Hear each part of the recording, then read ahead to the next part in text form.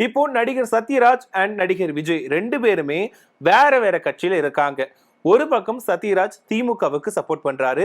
நடிகர் விஜய் தமிழக வெற்றி கழகத்தை தொடங்கி அரசியல் பணிகளில் ஈடுபட்டு இருக்காரு. இப்ப பார்த்தோம் அப்படின்னா நடிகர் சத்யராஜ் நடிகர் விஜய விமர்சனம் பண்ணிட்டு தான் இருக்கிறாங்க. அதே நேரத்துல நடிகர் சத்யராஜோட பொண்ணுமே திமுகவுக்கு ஆதரவா தமிழக வெற்றி கழகத்தை விமர்சிச்சுதான் பேசிட்டு வந்துட்டு இருக்காங்க. இந்த நிலையில தான் நடிகர் சத்யராஜ் விஜய் பேசின ஒரு விஷயத்தை பத்தி பகிர்ந்திருக்காங்க. அது இப்போ இணையதளத்துல ரொம்பவே வைரலா போயிட்டு இருக்கு.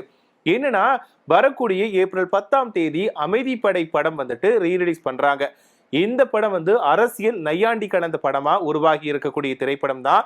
இந்த படம் அந்த டைம்ல வெளியாகி நல்ல வரவேற்பை பெற்றிருந்துச்சு.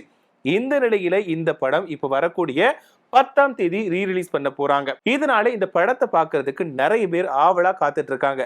இந்த படத்தோட ப்ரொமோஷன் நிகழ்ச்சிகள்லாம் ரொம்பவே சிம்பிளா நடந்துச்சு.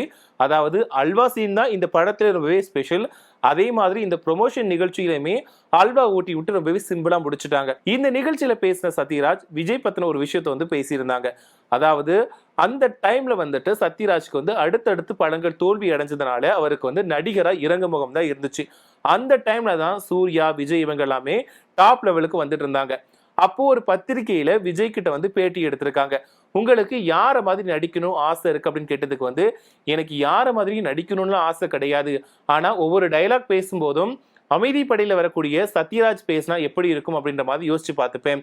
அதுல வரக்கூடிய அமாவாசை கதாபாத்திரம் மாதிரி எனக்கு நடிக்கணும்னு ஆசை இருக்கு அப்படின்ற மாதிரி விஜய் சொல்லியிருந்தாரு.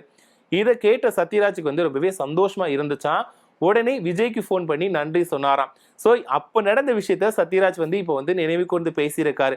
அதாவது இப்ப வந்து சத்யராஜ் அண்ட் விஜய் ரெண்டு பேருமே எதிரெதிர் கட்சியா இருந்தா கூட அந்த டைம்ல நடந்த ஒரு விஷயத்த சத்யராஜ் நினைவு கூர்ந்து பேசியிருக்காரு. இது இப்போ இணையதளத்துல ரொம்பவே வைரலா போயிட்டு இருக்கு. அதாவது சத்யராஜ் விஜய் வந்து புகழ்ந்து பேசியிருக்காரு, அவருக்கு நன்றி தெரிவிக்கக்கூடிய விதமா பேசியிருக்காரு அப்படின்றதுனால இந்த விஷயம் வந்து ரொம்பவே வைரலா போயிட்டு இருக்கு.